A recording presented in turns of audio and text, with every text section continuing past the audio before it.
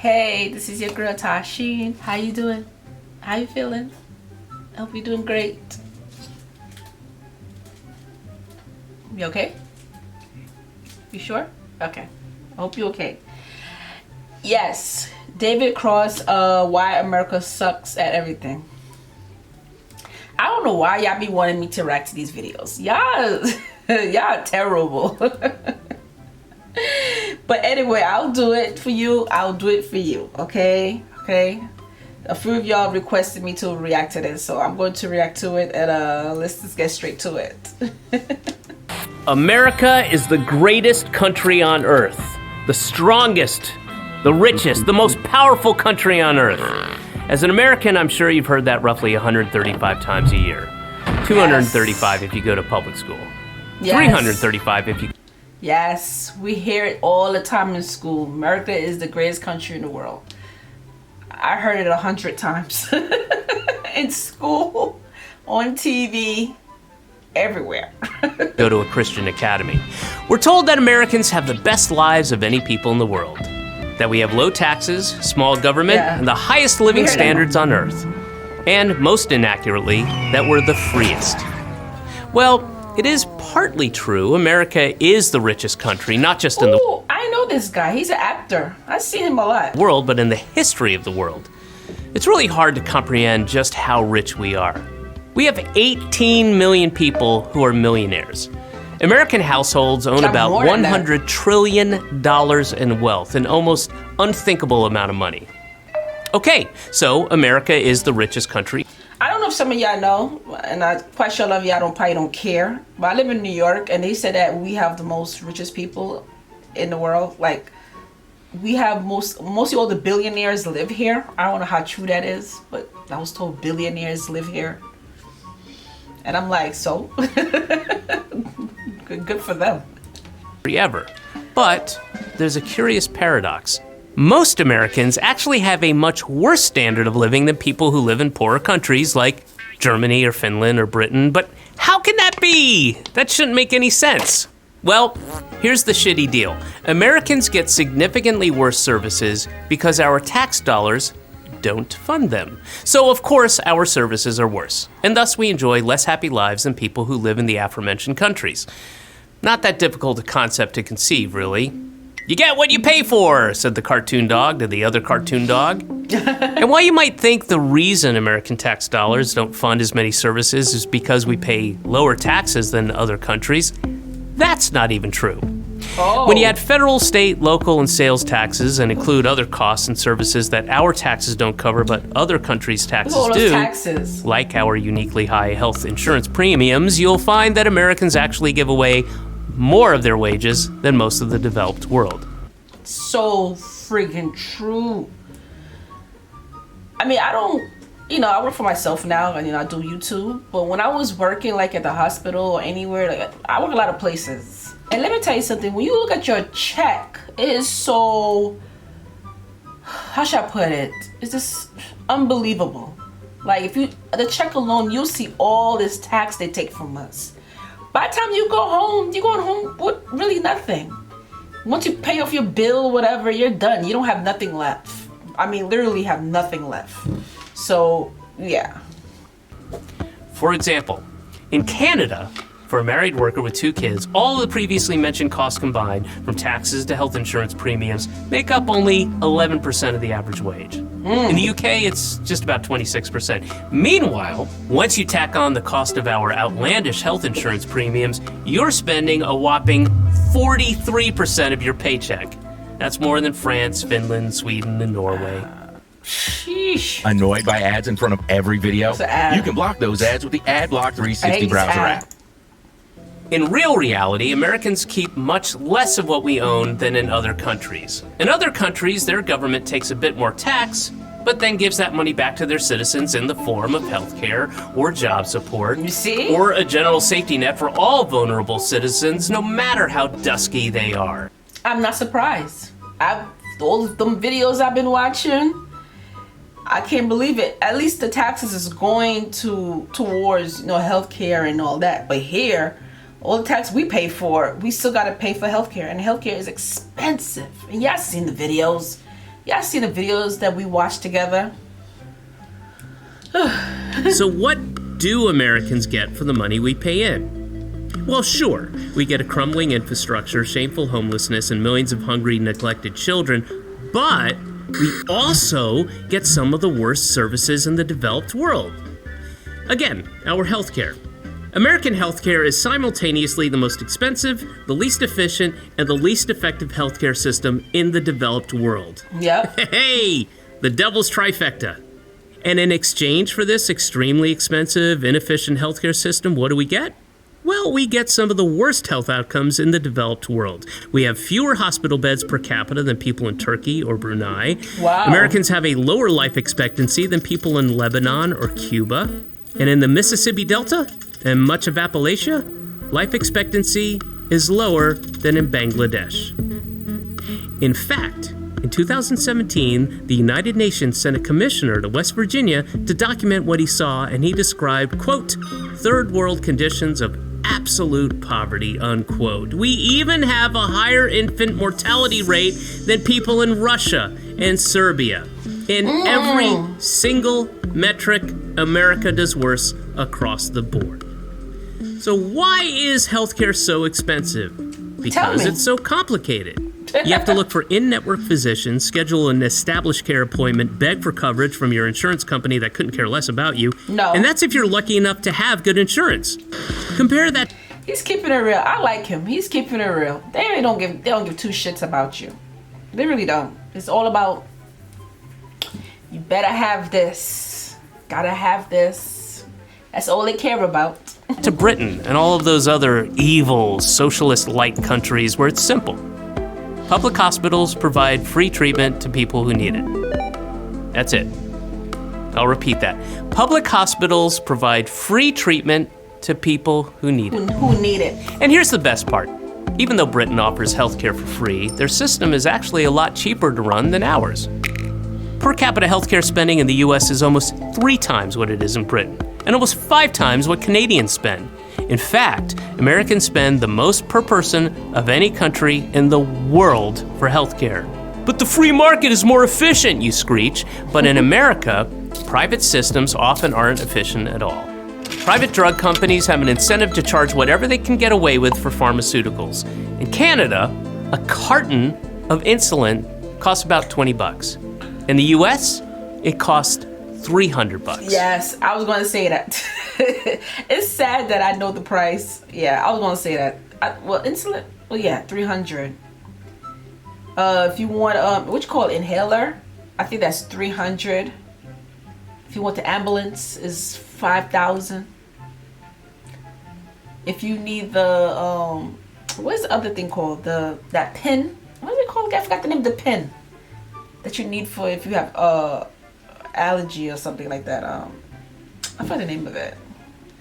And with private insurance companies footing the bill, hospitals have an incentive to get as much money out of patients as possible, too.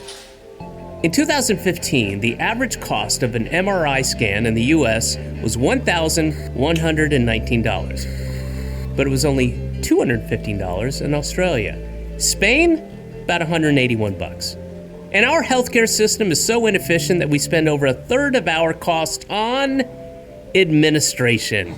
The United States spends significantly more on administration than we spend on preventative or long-term healthcare.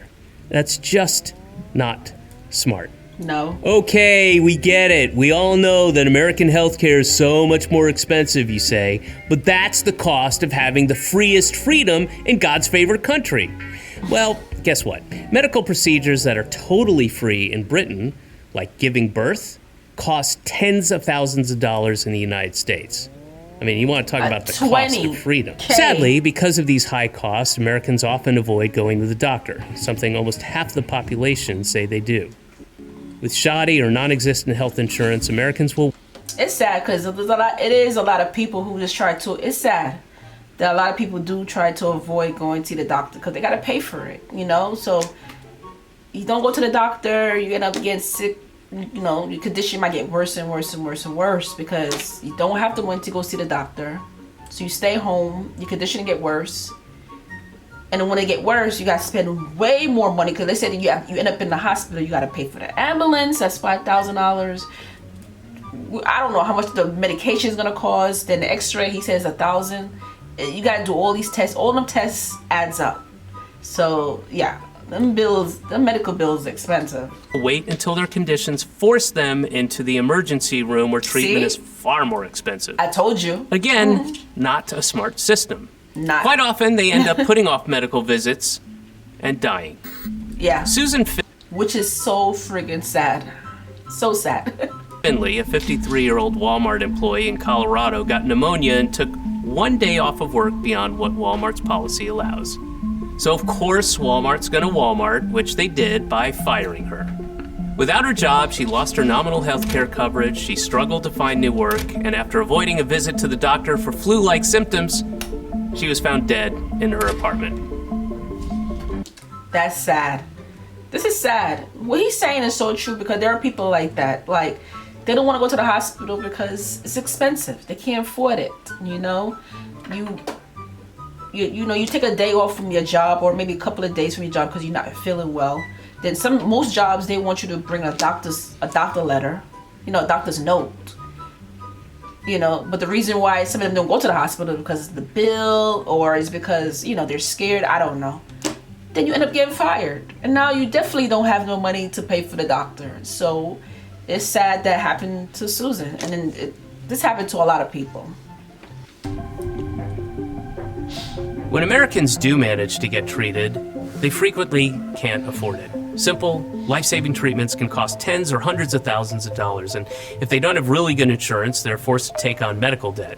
Tens of millions of Americans owe medical debt, often into the tens of thousands of dollars. Meanwhile, in a country like Britain or Norway, medical debt is almost unheard of. But hey, that's why GoFundMe is such a critical component of American healthcare. 1 in 3 GoFundMe campaigns is now for medical bills. I'll repeat that. 1 in 3 GoFundMe campaigns is now for medical bills. America is such a strong, powerful, rich, and great country that its citizens have to beg strangers on the internet for money so they can get life-saving treatments that are free. That's the sad thing, too. That's the only way to get help from people is go online and sign up for a GoFund. It's sad, even not just medical bill, but for funerals. Funerals are expensive. Yeah. To bury someone is very, very, very expensive. It's sad, right? You come into this world, you got to pay a lot of money. You leave this world, you still got to pay a lot of money. Everything is just money, money, money, money, money, money. Sad. Free in the rest of the developed world. But hey, that's just healthcare. Americans get terrible deals wherever you look. Let's take work, for example. Americans work longer hours than people in any other rich country in the world, and that's not because they enjoy sleep deprivation and not seeing their families for days at a time. It's because they don't want to starve, or freeze, or die. See, America has the least generous job support programs, the least generous family benefits, and the least generous unemployment benefits of any wealthy country. It's one of the only countries on Earth that doesn't guarantee paid time off for vacations. It doesn't even help provide paid time off for parents who just had a child. No. And it's not coincidental that we're also one of the most hostile countries to workers' rights. America has one of the lowest unionization rates in the entire world. Maybe this deprivation, our refusal to give people the means to lead a good, dignified life commensurate with how rich our country is, can explain a bit of what we've seen in the United States over the last few decades. Sad. Fraying communities, rising rates of depression and suicide, huge numbers of deaths from drug overdoses. These so-called deaths of despair, suicide, drug overdoses, alcoholic liver disease, they're one big reason why American life expectancy has actually started to decline over the last few years. And with such poor conditions, it's not a surprise that poverty is so rampant in the United States. America devotes a smaller percentage of spending on social welfare than any other industrialized economy because, say it with me, socialism is evil. Oh yeah. It's evil. It is. Go to Denmark and try telling those happy, healthy families enjoying their paid vacation that their system of government is evil. Guess what? I guarantee they'll know you're an American. But I digress. America also has the highest rate of child poverty of any developed country, and the highest percentage of workers earning significantly less than the national median income. That seems pretty evil to me, especially since such a tiny fraction take as much of your money for themselves and their families as you will let them. All the while, both parties smile and shake hands.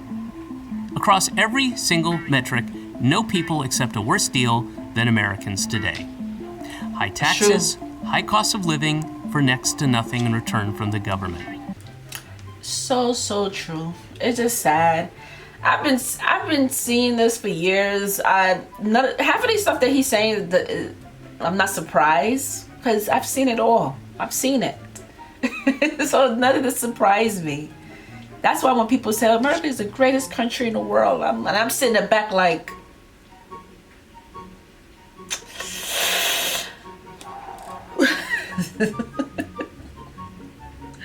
like, why we keep saying this?